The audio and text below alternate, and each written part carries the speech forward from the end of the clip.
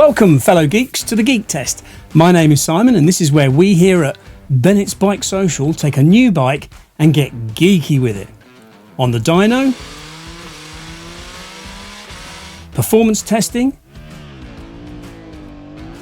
measuring the riding position and ergonomics, weighing it, and not forgetting a ride around the Geek Test route of motorways, A roads, B roads, and in town.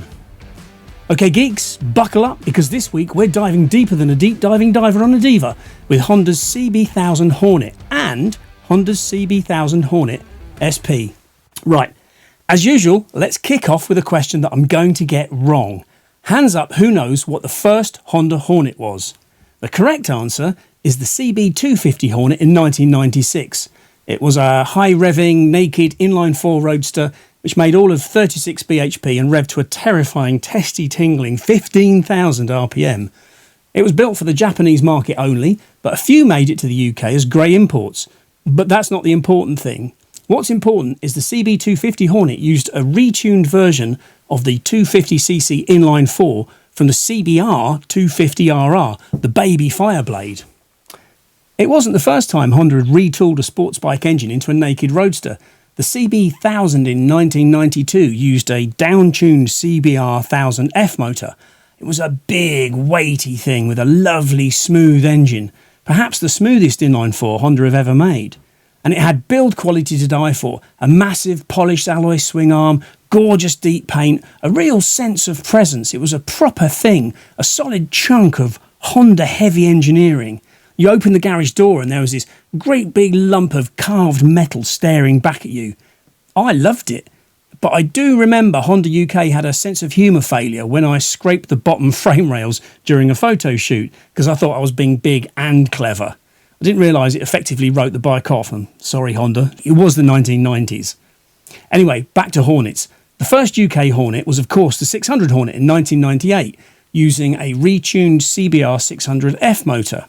For the previous decade or so, most of the bikes anyone actually wanted to own had a full fairing and clip-ons, and only classic bikes and retros and weird things like cruisers didn't.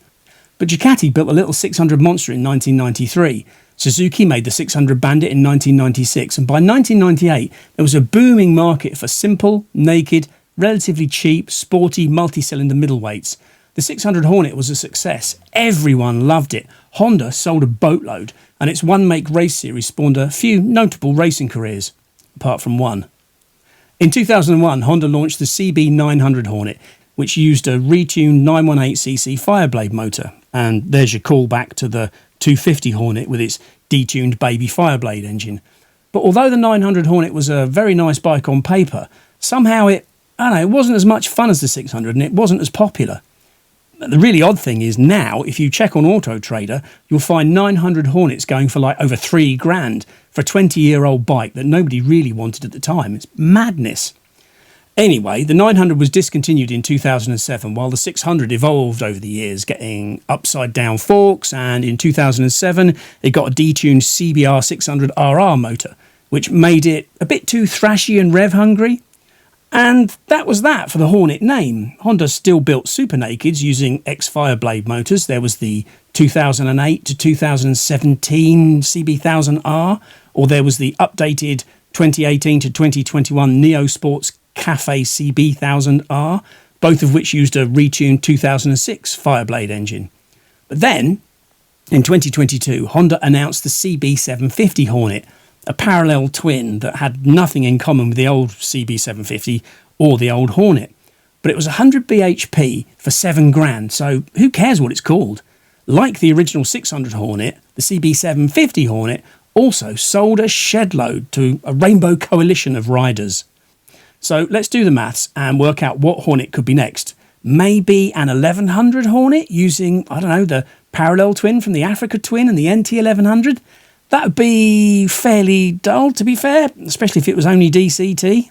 But no, in 2023, the 1000 Hornet was announced for release in 2024 using, here we go again, a retuned 2017 Fireblade motor held back to a piffling 150 claimed bhp.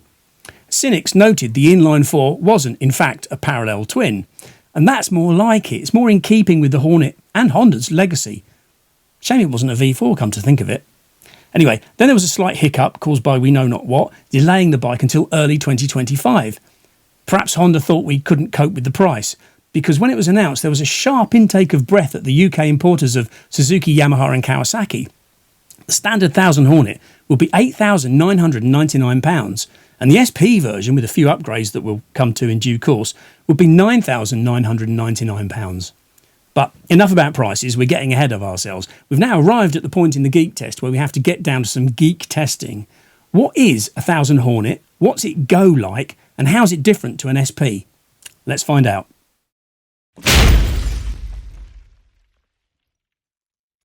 As I said, we've got two Hornets here on the Geek test, the Standard and the SP. So I'll run through the specs of the Standard bike and I'll mention how the SP differs when we get to it.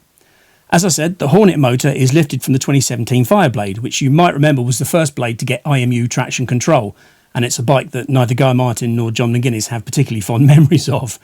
The Hornet's engine architecture is the same. It's the same 999cc, same 76mm by 55.1mm bore and stroke, same valve sizes, but there are plenty of internal differences. The Hornet has new cast pistons, which actually weigh less than the Fireblade's forged pistons, and a lower compression ratio of 11.7 to 1 compared to 13 to 1 in the Fireblade. It's also worth noting a Hornet cast piston costs 80 quid and a 2017 blade forged piston costs 305 quid. That's worth noting if you want to know how Honda can make the Hornet so cheap, but they both share the same piston rings. The Hornet's cam timing and lift is altered. Honda don't say how, but I'd guess it's less lift and less overlap. And then there's a new shaped airbox with a straighter line between the intake funnel and the intake port for less intake resistance and higher air density. And the Hornet's 44mm throttle bodies are 4mm narrower than the blades, which increases gas velocity but reduces its volume. That's sort of standard practice when manufacturers retune a sports engine to take a bit off the top end and give a bit back in the mid-range. At least that's the idea. Interestingly, at least for geeks, a camshaft for a Hornet costs £440 and a camshaft for a 2017 Fireblade costs £712. Who would have thought that cam lobe material costs so much? Possibly apart from KTM. Also interestingly, it turns out a 2017 Fireblade and the 2025 Hornet exhaust valves are the same part number, which is also the same as the 2008 Fireblade. But the Hornet's inlet valves are made of steel and the blades are made of titanium. And what Honda don't say is if they've changed anything else in the motor. So I've been reduced to scanning the parts diagrams of both bikes, can you tell? So the valve springs are different. The Blade has dual springs per valve and the Hornet has just the one. And there are other differences. The alternator is a different design. The water pump and the crankcases, the cam covers are all subtly different. Same con rods as the standard Blade though, although the Blade SP has titanium rods, and I'm sorry to keep going on about parts prices, but as an aside, did you know that the 2017 Fireblade's forged conrods cost £305 a set, and 4 Fireblade SP titanium rods are like £1,000? Blimey. Anyway, back to the differences between the Hornet and the Blade motors. The cranks are different. I'd guess this is a balancing thing to counter the different weight of the pistons. It's not a performance thing, although sometimes manufacturers add weight to a crank in a naked bike to give the engine more momentum and a steadier pickup feel on and off the throttle. And finally, the Hornet and Blade gearboxes are different. Honda say the Hornet has gears 2 through 5 optimised for acceleration, while top offers relaxed highway cruising. I checked between the two, and once you go through and calculate the overall ratios, I think the Hornet has shorter gearing from 1st to 5th, and then 6th is indeed longer than the Fireblade. And if you don't trust my maths, and I wouldn't blame you, here's my working. You can pause the video to check it for yourself. Let me know if I've got it right down below. Right, that's enough about the differences between the Blade and the Hornet. What about the differences between the Hornet and the Hornet SP? Pretty easy, this one. In the engine, there aren't any. Apart from the SP has a butterfly valve in the link pipe before the end can, which Honda says stays closed in all gears until around 5,700 RPM, depending on throttle position, and then opens to make more noise and add slightly better top-end breathing and performance. Notice I said this was easy. Nothing's easy. We'll come back to this. Right, let's get on with some measuring. Honda claim 150.2 bhp at 11,000 rpm for the standard Hornet and 155.6 bhp at 11,000 rpm for the SP. As usual, we get Andy at BSD Race Developments in Eye Green, Peterborough to run both bikes back to back.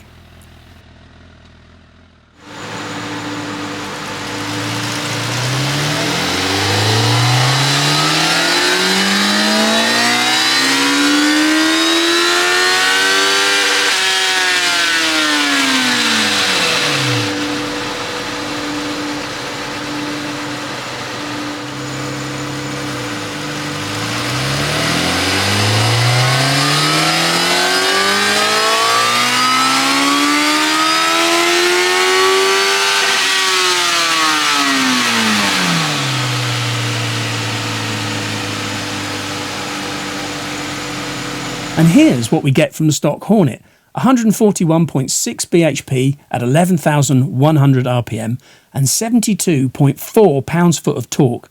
That's not a bad curve. There's a bit of a dip at 5,500 rpm, but the line gets pretty steep between 6,500 and 8,000 rpm. It piles on 40 bhp in just 1,500 rpm, which is quite a dramatic increase.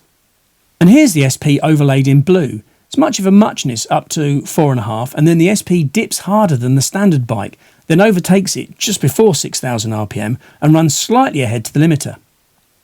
And that's the bit where I get a little bit confused. Let's rewind and repeat what Honda said about the differences between the SP and the stock Hornet.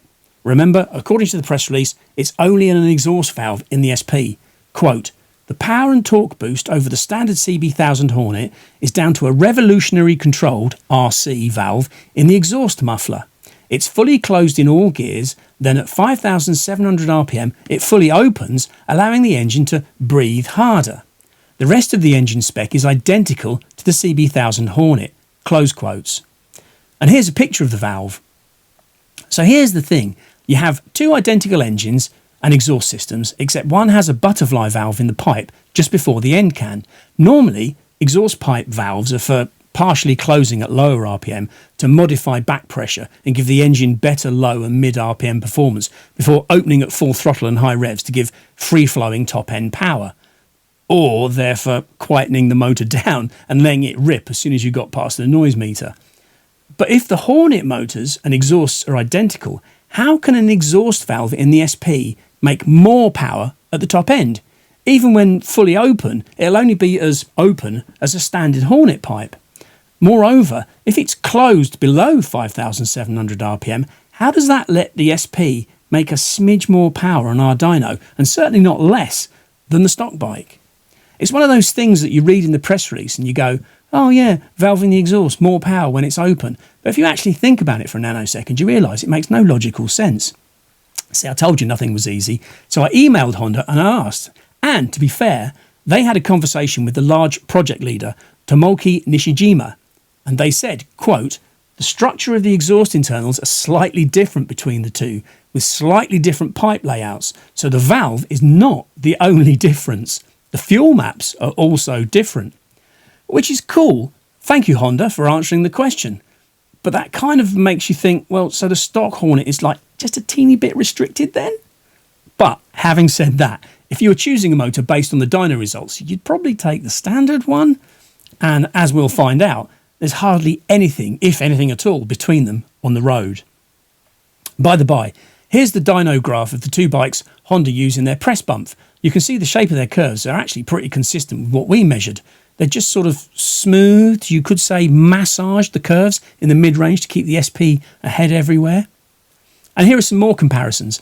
If the Hornet is a retuned 2017 blade motor, here's exactly how much it's retuned by against a 2017 blade SP. Interesting use of the word retuned there, surely that's detuned. Anyway, a few more graphs, I promise. If you own a 2018 to 2021 CB1000R, the Neo Sports Cafe CB, with a motor from a 2006 Fireblade, here's how it compares to the new Hornet. It's actually pretty close, it's just missing out on a bit of the mid-range and a bit at the top end.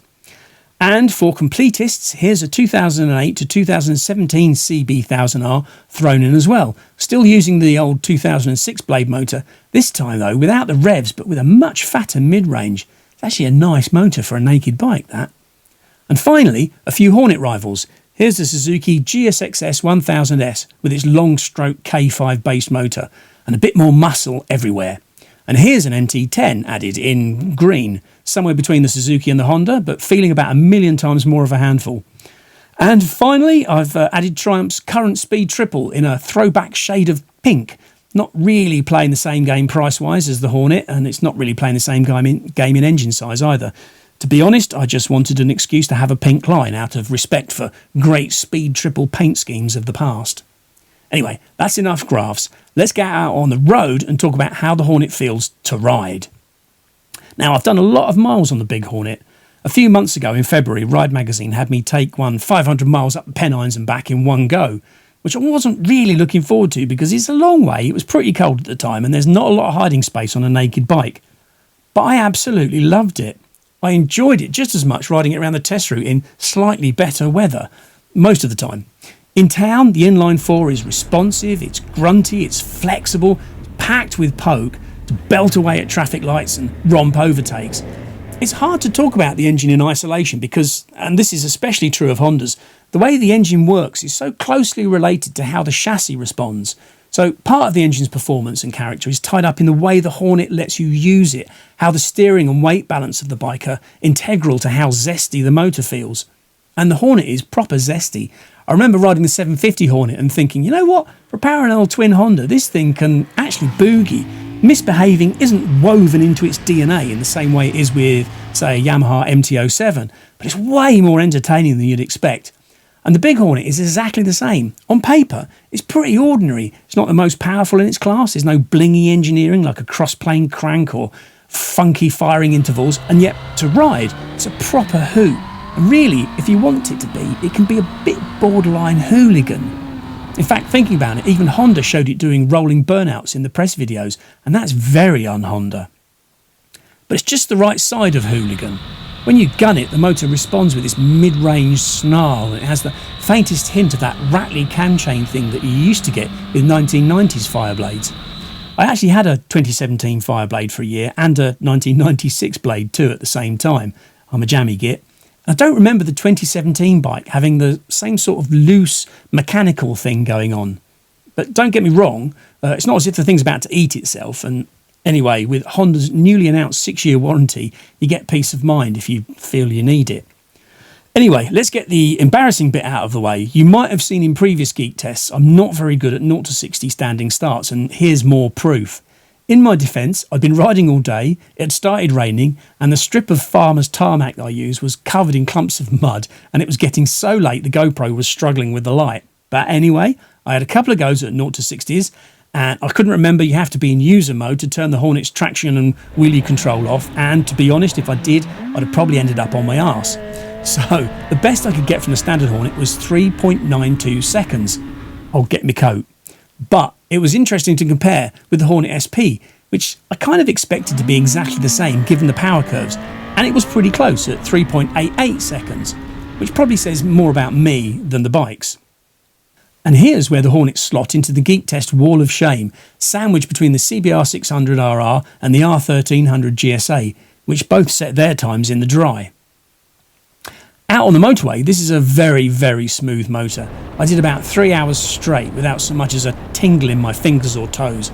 And top gear is, as we thought, pretty long. At 70 miles an hour, you're pulling just 4,500 RPM, which, if you remember back to the dyno graphs, is where the torque curve is at its flattest, actually dropping away slightly. It's hard to say if it corresponds to anything that you can feel on the road in top gear. In fact, this sounds like a good time to show the 40 to 60 mile an hour roll-ons. The standard Hornet manages a top gear 40 to 60 mile an hour roll-on in 3.36 seconds and 75 metres. The SP does it slightly better, taking 3.64 seconds and 74 metres. The fact it takes more time to cover a shorter distance sounds really weird, but it means the SP was accelerating harder at a different or a later point than the standard bike, which would kind of tally with the dyno graphs. And where does that sit in the Geek Test roll-on chart of shame? Here's the answer. It's a few metres behind the R1300 GSA, but a long way quicker than a CBR600RR, which is entirely what you'd expect. Speaking of gearboxes, the standard CB1000 Hornet doesn't come with a quick shifter as standard. It's a £195 extra, excluding fitting. But the SP model does come with one. The shifter is a three-way customisable in both directions. For the way I ride, I found it was best setting to have a hard upshift and a medium or soft downshift. And it's definitely nice to have the option to set it up the way you like it. But am I the only one who's not forgotten about Honda's e-clutch, fitted as an option to the current CBR 650R and the CB 650R? Honda have gone a bit quiet on it, which, given the way they've banged on about DCT for so long, is a bit odd.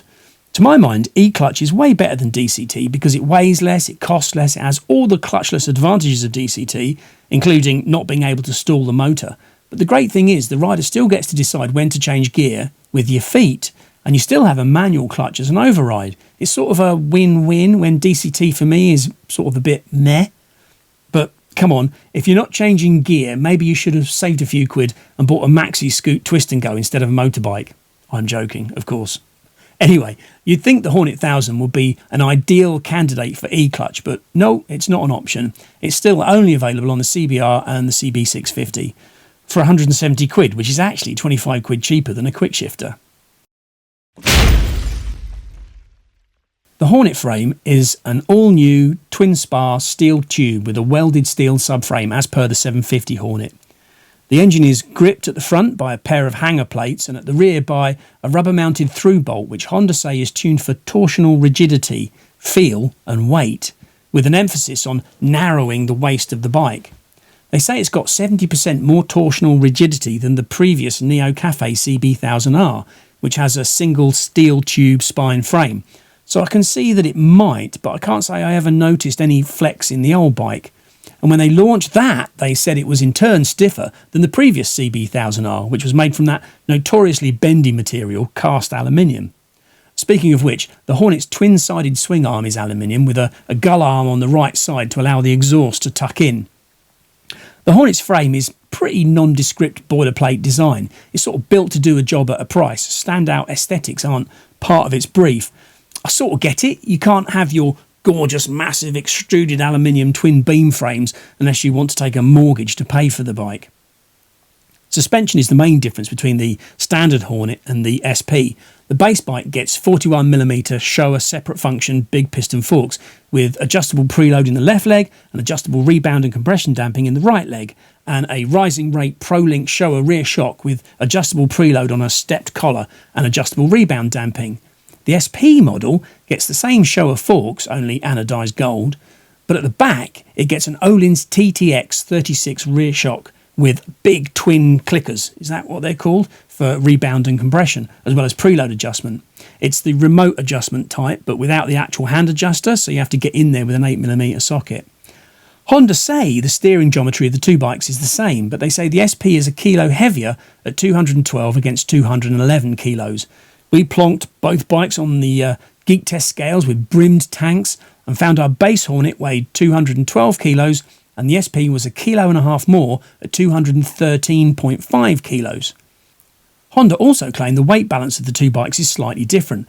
The standard bike is said to be 51.2% to the front and the SP has a bit less on the front at 50.9%, presumably because the difference in weight is in the shock and the exhaust, which is behind the centre of gravity. Our figures broadly agree. The SP is fractionally lighter at the front at 51.3% against the standard Hornet's 51.6%. There's not a lot in it, but without wishing to blow my own trumpet, Governor, before I knew that, before I'd read it in the spec or weighed the bikes, I reckon I could feel it riding the two bikes back to back. The standard bike is marginally, but I think detectably, more pitched over the front and has more direct, slightly sweeter steering than the SP, which felt to me as if it was slightly lower at the back with ever so slightly heavier steering. I even remember wondering if I should adjust the shock, add a bit of preload to balance them out, which if I'd had the time I probably would have done. Also, if I'd had the time, I might have tried dialing out some of the SP's stiffness too. It feels much more strongly damped, like the rear was kicking me out of the seat over exactly the same bumps that the standard bike coped with a bit less harshness. It's not a massive difference, and the whole point of paying extra for the Öhlins on the SP is precisely so you can dial it into your preference and road conditions. But be warned, if you ride the SP and you don't adjust the rear shock, you're going to get worse ride quality on bumpy roads than the stock bike. Possibly a different story on track, but add some bumps and you'll be backing off that compression damping a bit.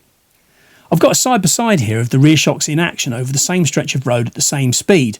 Apologies for the quality of the video, it was getting pretty dark. But anyway, here at half speed, you can see the rear wheel of the stock Hornet on the left moves a lot more freely than the SP on the right.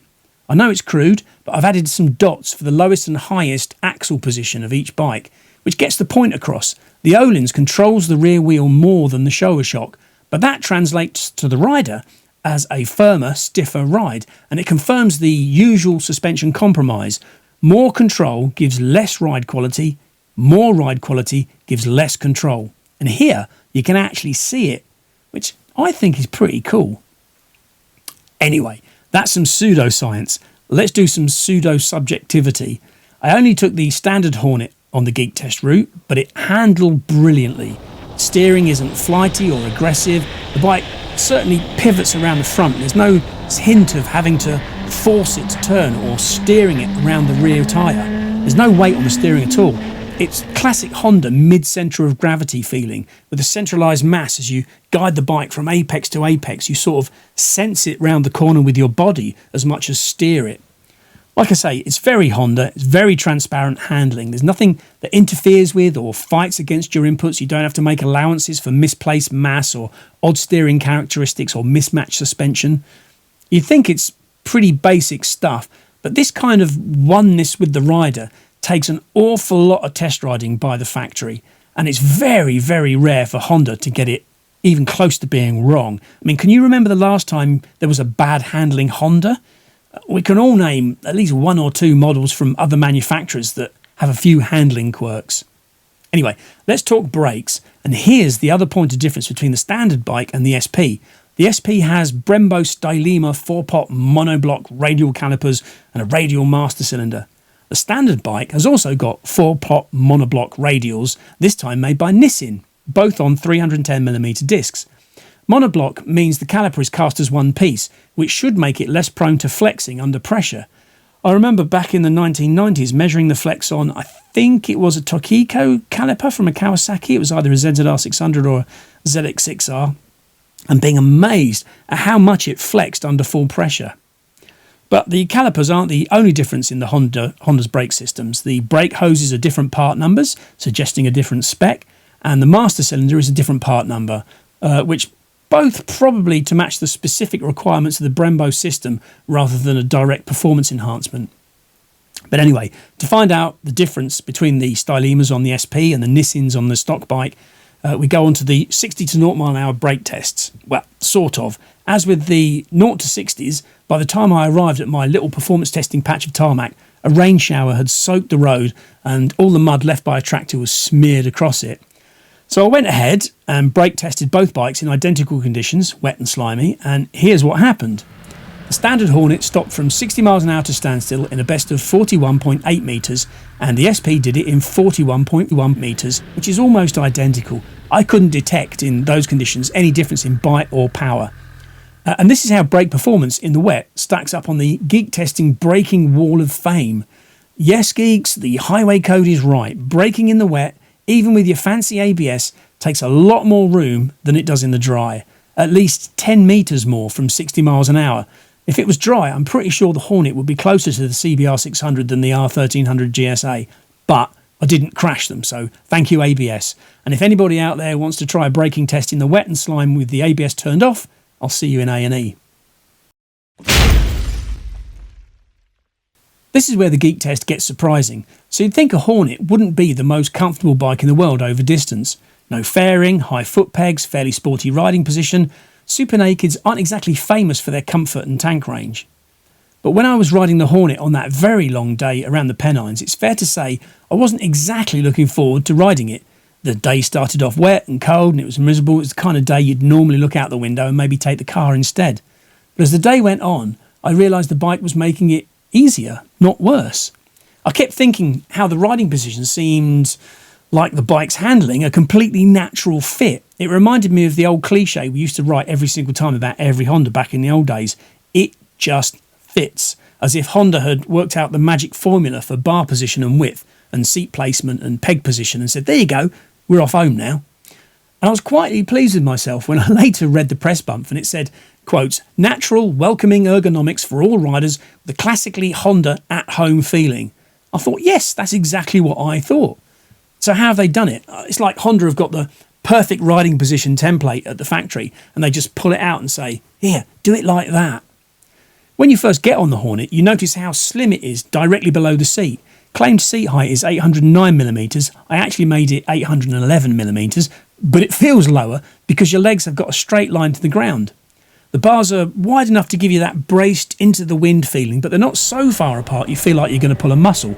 And they're the right angle too. I hate it when you get on a naked bike and the angle of the grips just puts your wrists out of plane. With such a low seat, pegs are going to be a bit high and there's not a ton of legroom, but it is a nicely balanced position. When the bike is moving at 70 miles an hour, the rim blast balances pressure between wrists and seat and pegs.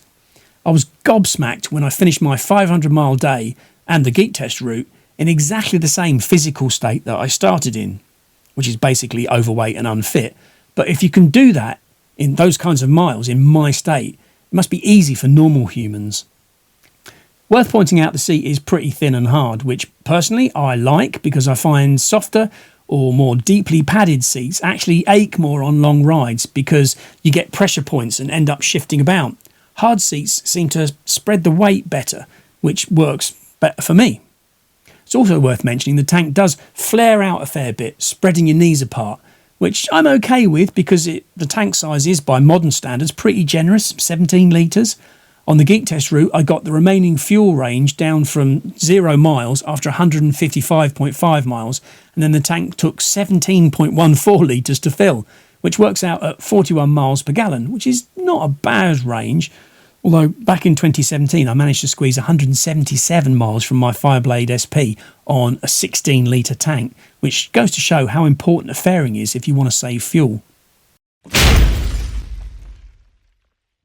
The Hornet has Honda's latest streamlined switchgear with a tiny rocker switch and mode button and a really simple intuitive menu system which even I can work out how to reset the trip without reading the manual. It's like the opposite of an NT1100.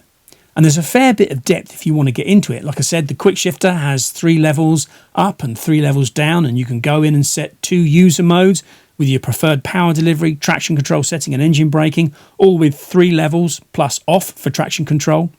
You also get 3 styles of display to choose from. They're not massively different, but at least they're there. The dash itself is also now familiar Honda style, a bright, clean, obvious 5-inch TFT. But a big miss is cruise control. I've said this before, but it makes no sense. If you don't want it, fine. But if you do, it can be a deal breaker, especially when you do get things you don't want, like Honda's flashing indicators, which come on even if you're only braking moderately hard, and they make it look to other drivers like you're a crap rider or something. And at least let us turn it off. And while they're at it, Honda, please stop having the indicators lit up all the time as running lights and then flashing off when you're actually turning. I've ridden with a few people who've said it isn't immediately obvious what you're trying to do. Right, let's talk about price. And like the CB750 Hornet, the price of the 1000 has caused a few other manufacturers to sit back and take stock. Today, the CB1000 Hornet costs £9,099 and the SP is £10,099 on the road. You'll notice the price has gone up by £100 since the launch.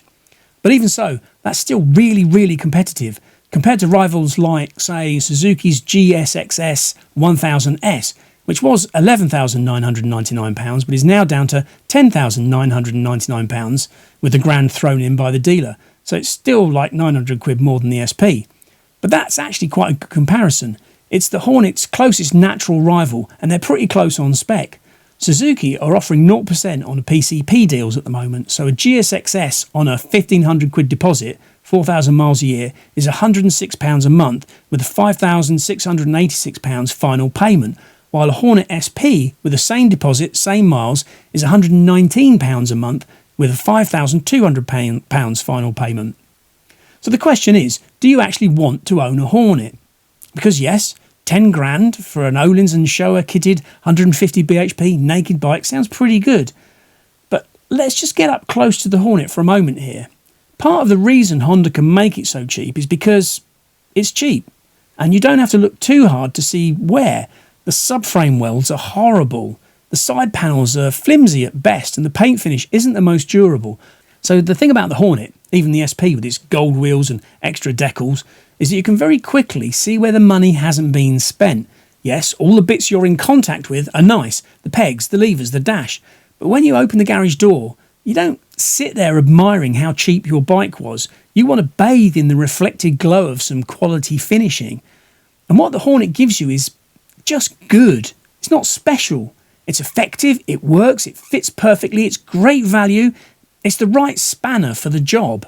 But at the end of the day, it's a spanner. It's a tool. It's not an instrument. But there we go. That's what I think. Let me know what you think in the comments below. And thank you for making it this far. I know these geek tests are a bit of a test of patience.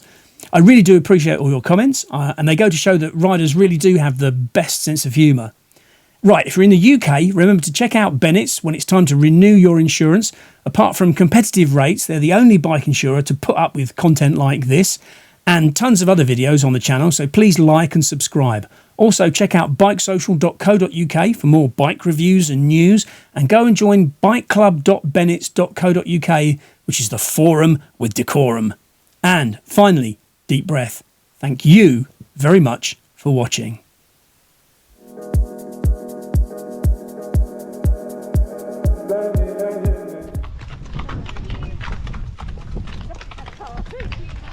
How many of you are there?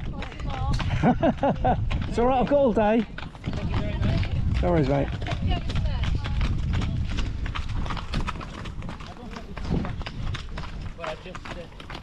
Thanks very much. No worries, mate. I prefer that horsepower.